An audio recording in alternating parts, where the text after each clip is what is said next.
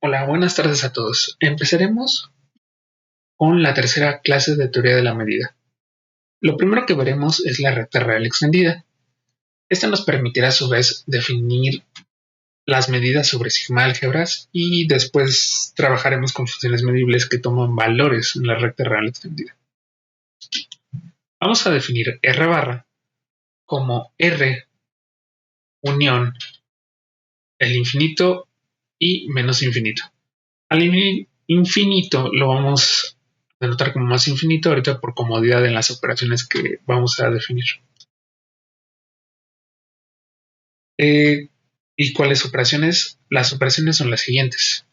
La primera es a más infinito va a ser igual a infinito más a y va a ser igual a infinito. Es decir, si a infinito le sumo un real, me da infinito. La siguiente operación es menos infinito más a va a ser igual a menos infinito y va a ser igual a menos infinito para todo a real. Es decir, si al menos infinito le sumo un real o a un real le resto infinito, me da menos infinito. La multiplicación la vamos a definir de la siguiente manera. A por más menos infinito va a ser igual a más menos infinito por A.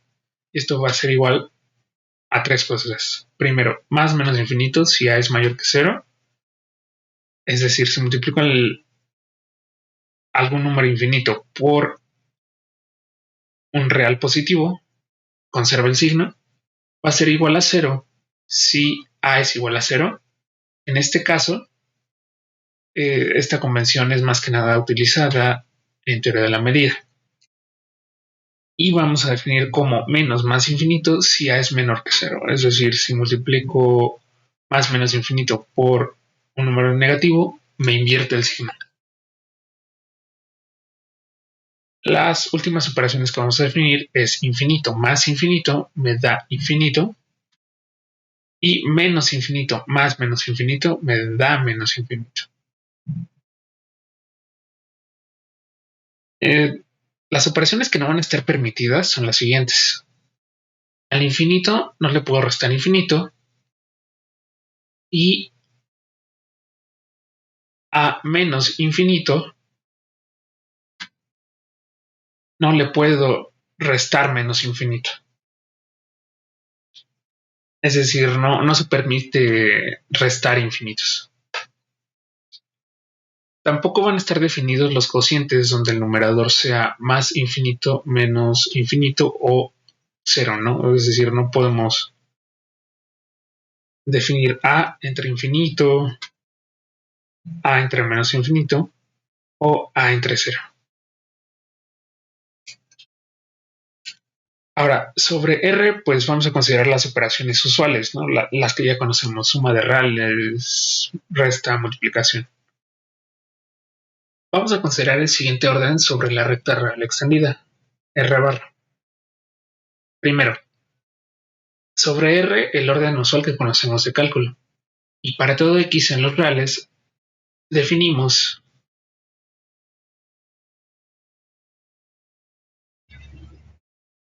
que X es menor que más infinito y que X es mayor que menos infinito. Es decir, sobre la recta real extendida el máximo va a ser más infinito y el mínimo menos infinito. Esto nos permite definir el supremo y el ínfimo para todo A en la recta real extendida.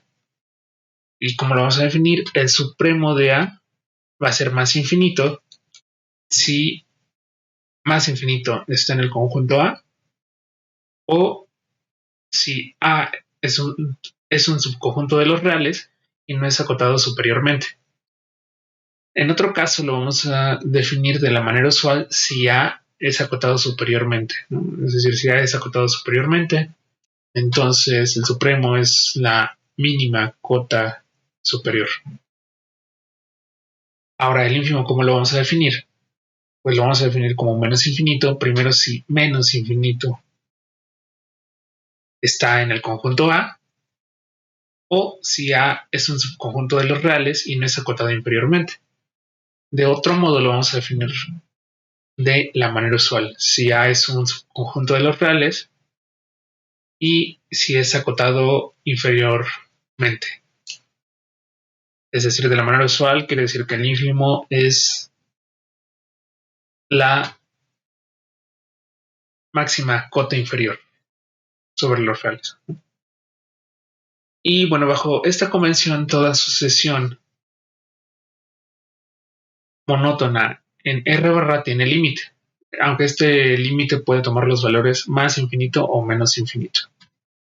Es decir, toda sucesión creciente tiene límite, aunque este podría ser más infinito, y toda sucesión decreciente tiene límite, aunque este podría ser menos infinito.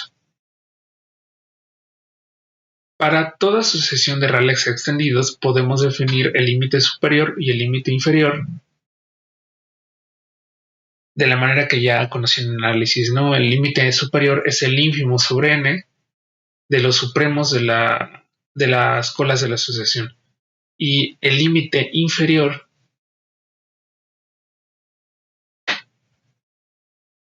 de xn lo podemos definir como el supremo de los ínfimos de las colas de la sucesión. Y bueno, recordemos que xn, una sucesión de reales, converge a x en los reales si y solo si el límite superior y el límite inferior coinciden, y además este coincide con x, ¿no? El límite de la sucesión.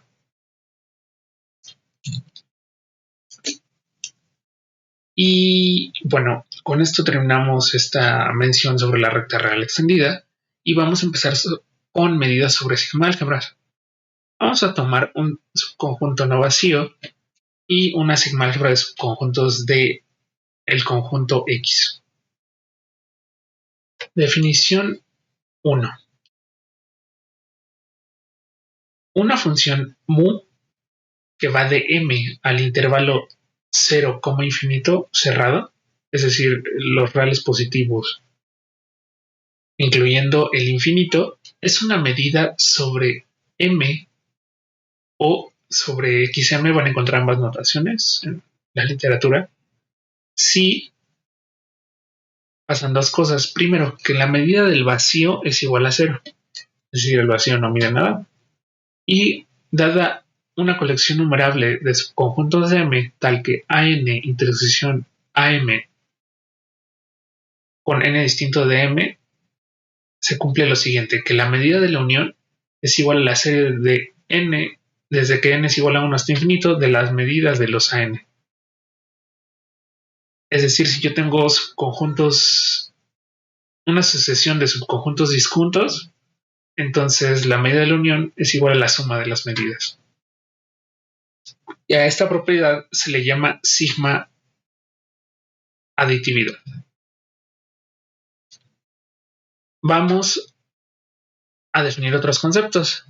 Primero, decimos que mu es finita si la medida de x es menor que infinito o más infinito, ¿no? Decimos que mu es sigma finita si existe una colección numerable de subconjuntos de la sigma álgebra M, tal que x es igual a la unión de los ANs y la medida de los ANs es finita para todo n en los naturales.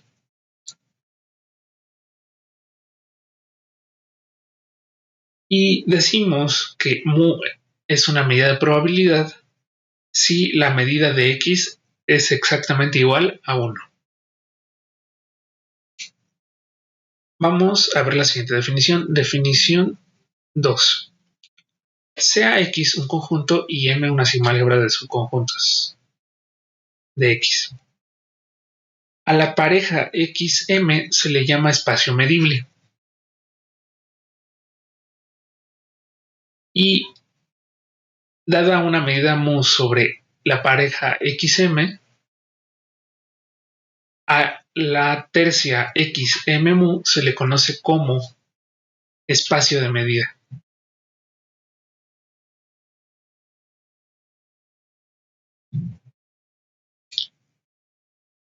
La otra definición que veremos es que si mu es una medida de probabilidad, llamaremos al espacio de medida xm mu un espacio de probabilidad. Es decir, un espacio de probabilidad es un espacio de medida donde la medida es una medida de probabilidad. En probabilidad es más frecuente la notación omega fp, ¿no? Esta corresponde al conjunto f a la sigma álgebra y p a la medida de probabilidad. Esta notación también la estaremos usando en algunos ejercicios y resultados que veremos de probabilidad. A omega se le conoce como el espacio muestral y a los elementos de f se les llama, a los elementos de f se les llama eventos. Me adelanté. Omega representa los resultados posibles y f representa los eventos que puedo medir a partir de la medida de probabilidad. Y vamos a ver algunos ejemplos. Empezaremos por ejemplos sencillos. Sea X un conjunto no vacío y M una sigma álgebra de subconjuntos de X. Vamos a definir para X minúscula en X fijo lo siguiente. Delta de X evaluado en A se define como 1 si X está en A y como 0 si X no está en A, donde A es un elemento de la sigma álgebra M. Delta de X es una medida sobre el espacio medible XM y se le conoce como la delta de Dirac o medida de Dirac. Se interpreta como una medida concentrada en el punto X, ¿no? De hecho, si observan, es una medida de probabilidad.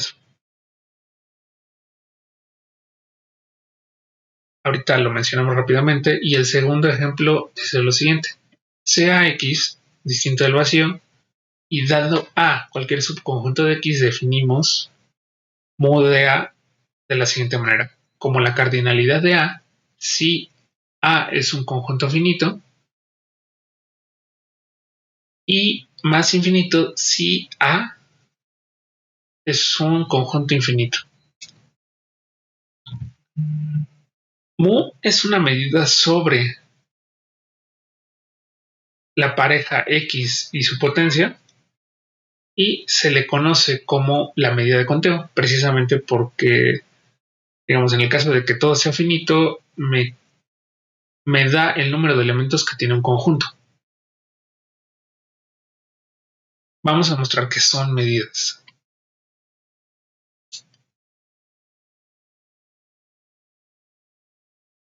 Primero, vamos a mostrar que el ejemplo 1 es medida.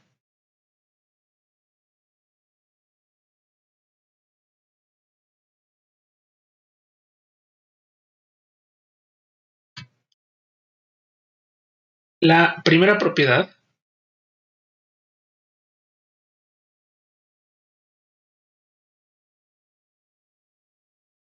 es inmediata. ¿Por qué? Porque el vacío no tiene elementos, ¿no? X nunca está en el vacío.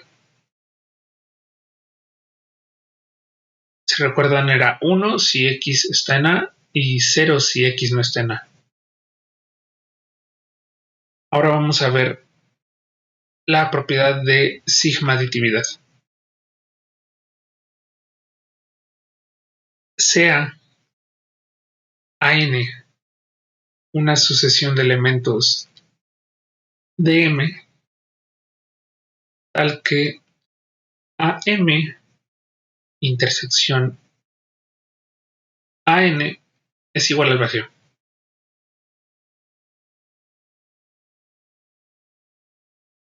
Vamos a ver los primeros casos.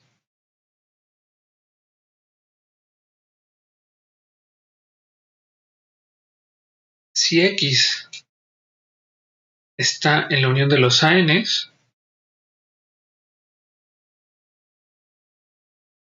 entonces delta de x evaluada en la unión de los ANs es igual a 1 por definición de delta de x. Y por otra parte,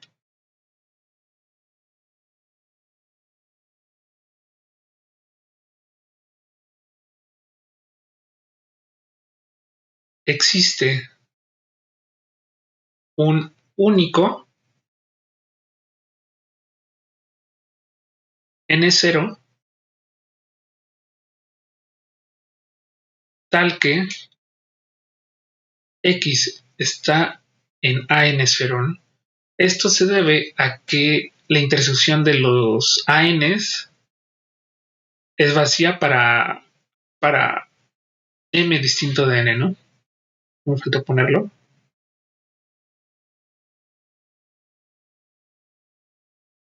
Es decir, si yo tengo que los subconjuntos son disjuntos por pares, entonces x solo puede estar en uno de ellos, no puede estar en varios.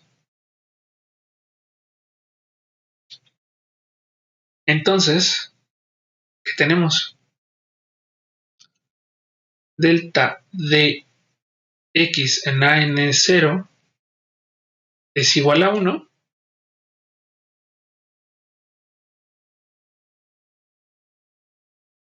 y delta de x evaluado en AN es igual a 0 para todo n distinto de n0. ¿Por qué se da esto? Pues porque x solo está en AN0 y no está en los demás, ¿no?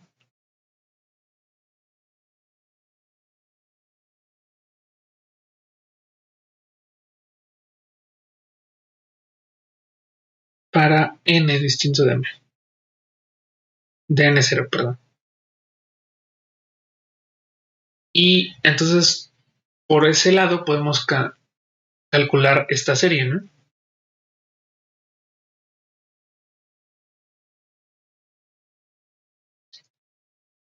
En realidad, como todos los demás términos distintos de n0 me dan 0, entonces tengo que esto es igual a delta de x evaluado en AN0 y esto es igual a 1. Luego,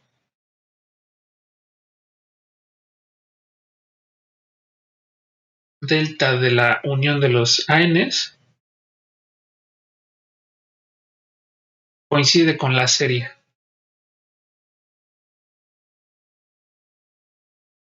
Ojo, aquí sí fue importante que los ANs fueran disjuntos por pares,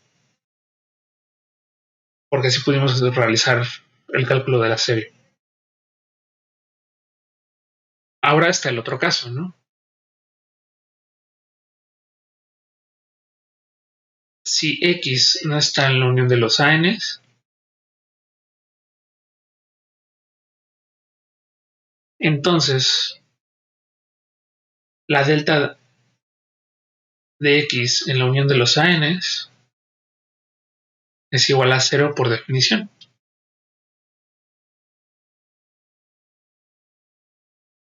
Y por otra parte,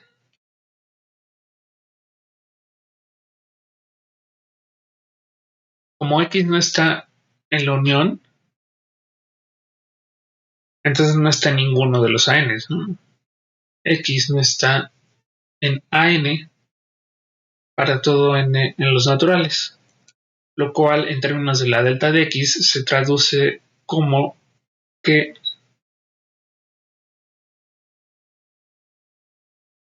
delta de x evaluada en AN es igual a 0 para todo n en los naturales. Luego,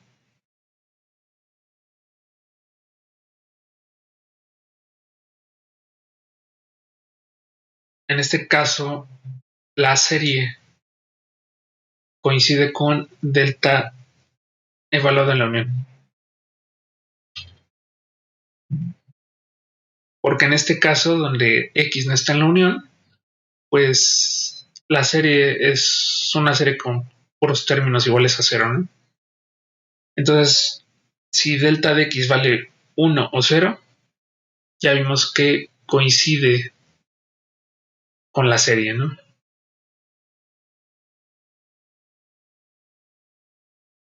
Por lo tanto, delta de X es una medida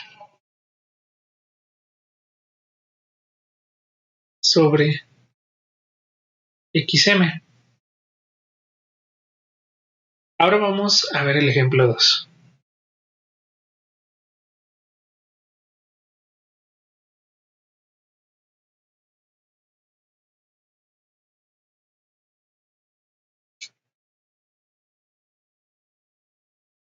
Vamos a mostrar la primera propiedad. Mu del vacío, en este caso como el vacío es finito, va a ser igual a la cardinalidad del vacío, pero la cardinalidad del vacío es igual a 0. En este caso, mu del vacío es igual a 0. Ahora vamos a ver la segunda propiedad. Sea AN una sucesión de subconjuntos de X,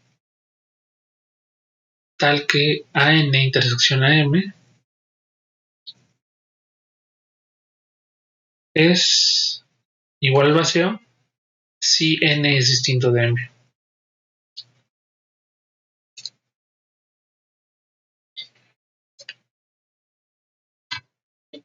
Tenemos dos casos.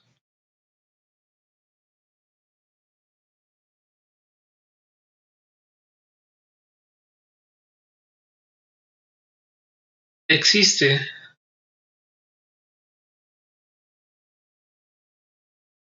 una subsucesión AN sub K tal que AN sub K es distinto del vacío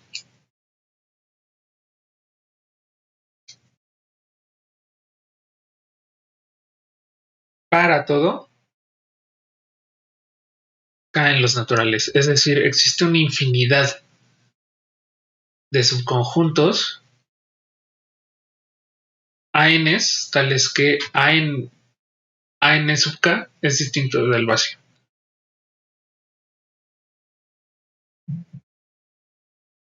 En este caso, tenemos lo siguiente.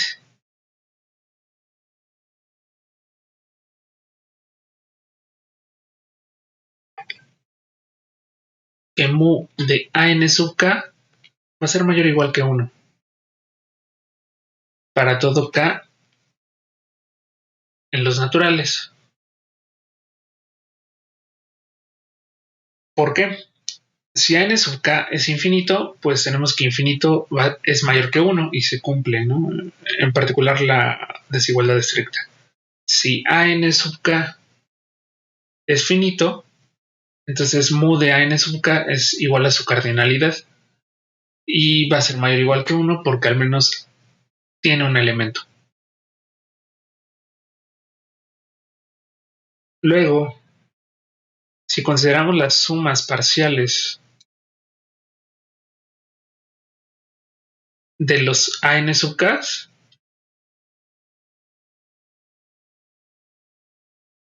esto va a ser mayor o igual que M por la desigualdad que teníamos.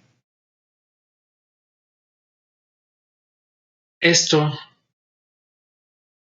para todo M en los naturales, ¿no? ¿Y qué implica esto? Que la serie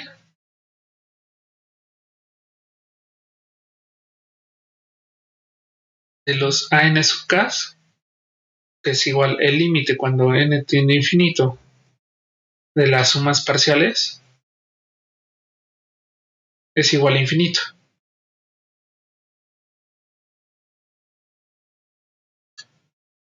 Entonces, si yo ya vi que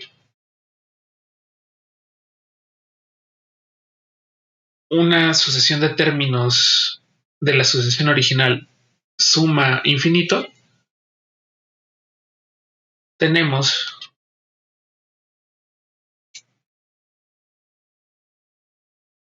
que la serie original también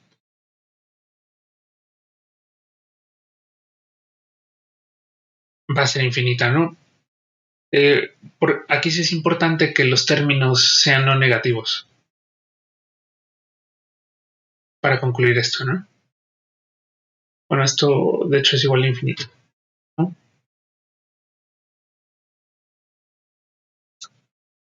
Por lo tanto, esta serie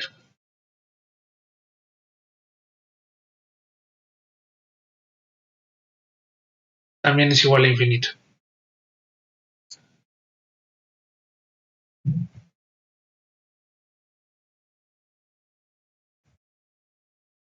Hemos calculado la serie, pero lo que no hemos calculado es mu de la unión de los ANs. Para calcularlo vamos a hacer lo siguiente.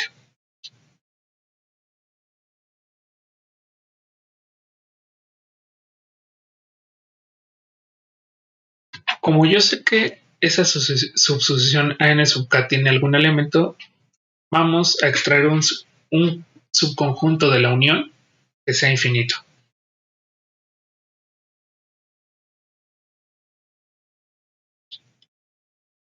Sea K un natural,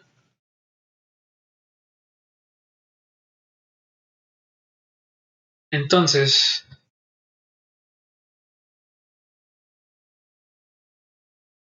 tomamos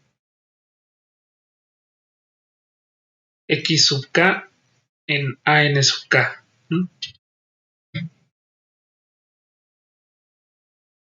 Consideremos lo siguiente. El conjunto formado por los X sub K, el X sub K que yo tomé de AN sub K, es infinito.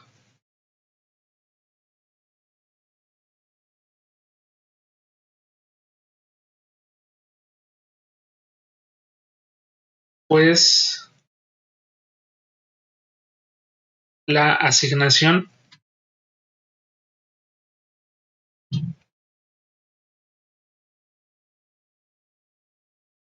K lo mando a X sub K es inyectiva.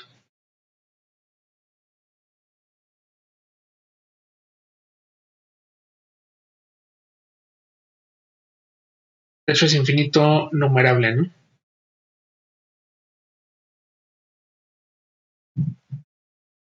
¿Y por qué es inyectiva? O sea, lo que queremos ver es que los X sub K son distintos, ¿no?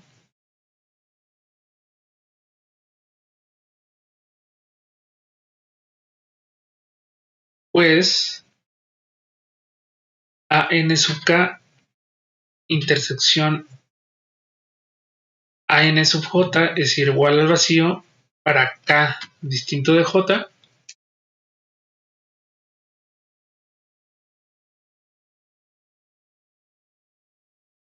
lo cual implica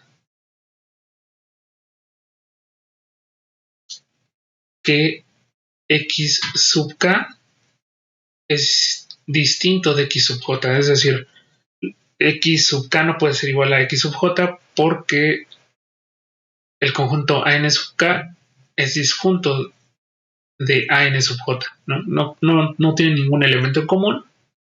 Entonces, los elementos XK que yo tomé de cada conjunto tienen que ser distintos.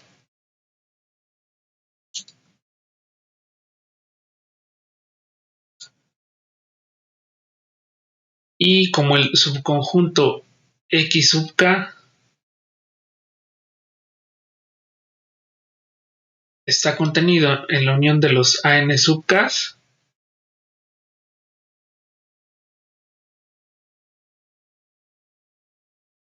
y a su vez la unión de los AN sub K está contenida en la unión de todos los ANs, porque los AN sub K son una parte de ellos,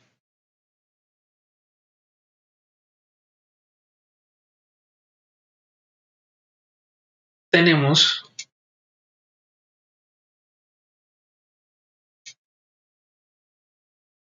que la unión de los ANs es infinito. Porque yo construí un subconjunto de ese conjunto que es infinito.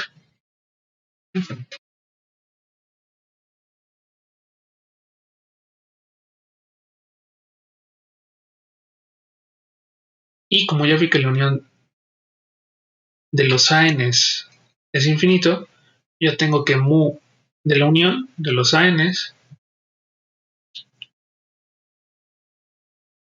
es infinito. Por lo tanto, tenemos que la suma de las medidas o serie coincide con la medida de la unión.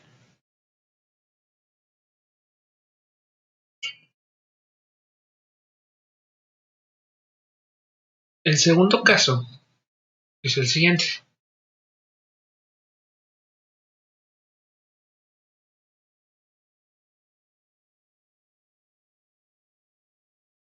Existe una cantidad finita, digamos an sub 1 hasta an sub k, tales que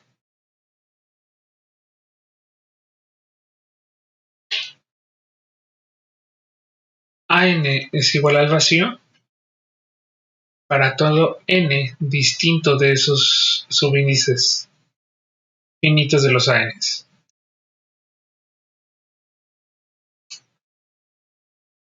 Y a su vez vamos a tener subcasos, ¿no? Caso 2.1. El caso 2.1 lo que vamos a tener es lo siguiente. an sub j es finito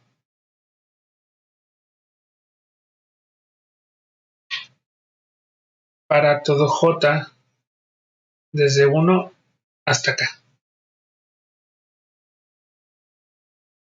En este caso tenemos que la unión de los an sub j es finita.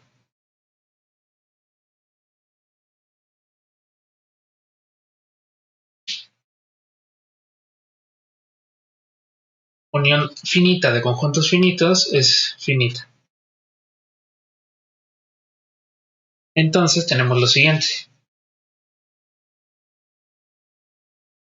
Que mu de la unión de los ANs, bueno, va a ser igual a mu de la unión de los AN sub j, porque los demás AN son iguales al vacío.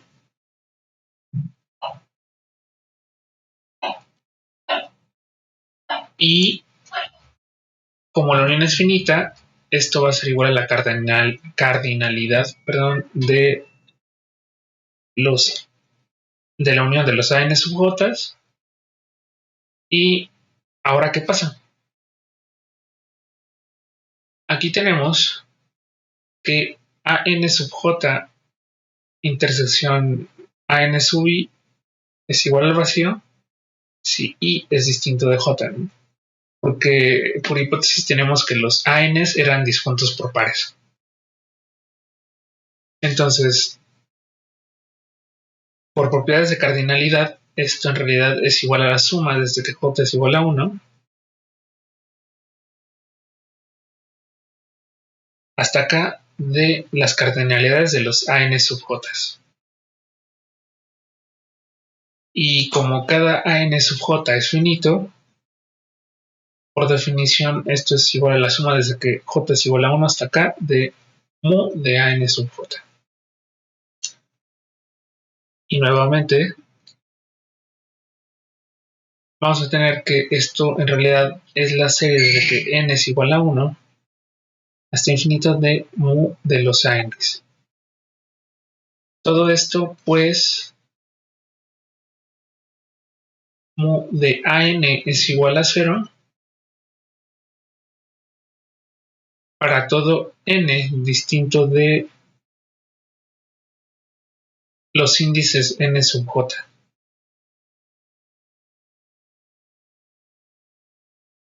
Es decir, esta suma es igual a esta serie porque muchos de los términos son iguales a 0, ¿no? Únicamente distintos de 0 son los términos que estamos sumando aquí. Y ya con esto vimos que la medida de la unión coincide con la serie de las medidas, en el caso en el que todos son finitos. Ahora el caso 2.1.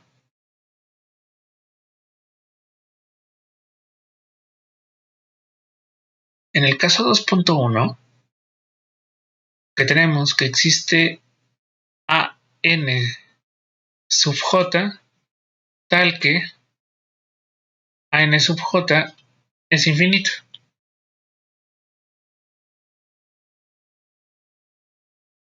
Este caso ya es rápido, ¿por qué? Porque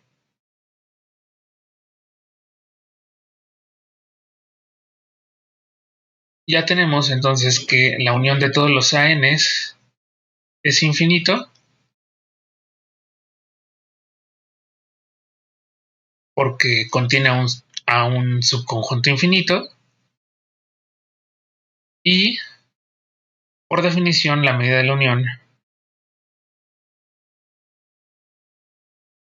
es igual a infinito. Por otra parte,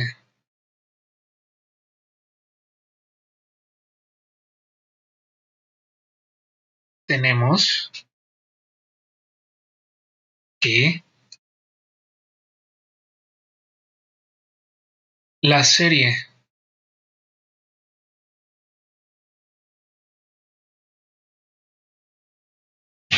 de las medidas es mayor o igual que mu de AN sub j, porque este es uno de los términos de la serie, ¿no? Y la serie consta de términos positivos, ¿no? La medida es una función que toma valores positivos, y sabemos que esto es igual a infinito, porque mu de AN sub j es igual a infinito, ¿no? Al ser este un conjunto infinito.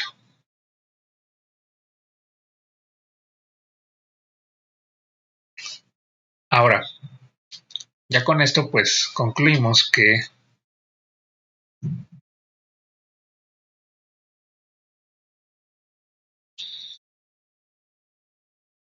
la serie es infinita. Y por lo tanto, en este caso ya tenemos igual que la serie de las medidas coincide con la medida de la unión,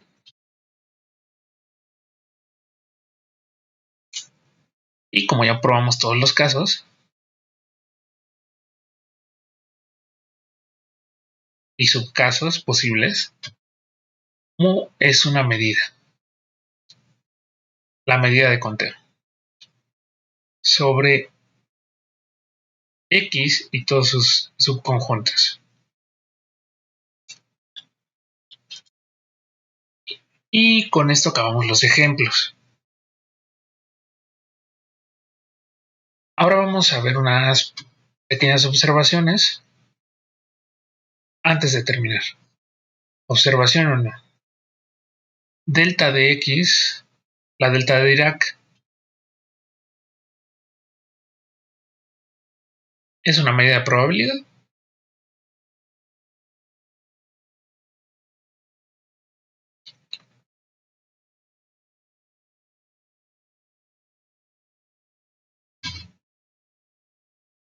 Es casi inmediato la definición, pues delta de X siempre es igual a 1, ¿no? Porque X es un elemento de X mayúscula. Esto sería todo por la sesión de hoy. En la siguiente sesión veremos propiedades sobre las medidas. Muchas gracias por su atención.